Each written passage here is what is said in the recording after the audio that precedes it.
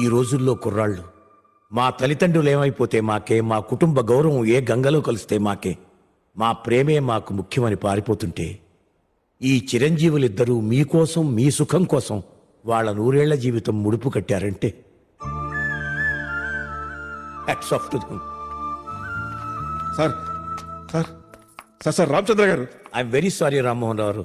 మీరు ఇందాక ఫోన్లో మాట్లాడినప్పుడు నేను సరిగ్గా మీ అందరికీ నేను సారీ చెప్పాలి. 100 అబద్ధాలడైనా పెళ్లి చేయమన్నారు, కానీ నేను ఒక్క నిజం చెప్పి రాధాకృష్ణ పెళ్లి జరిగేలా చూడాలనుకున్నాను. ఇదే రోజు, ఇదే ముహూర్తానికి, ఇదే కళ్యాణ మండపంలో జరగబోయేది వాళ్ళ పెళ్ళేనయ్యా. అంతే కదమ్మా?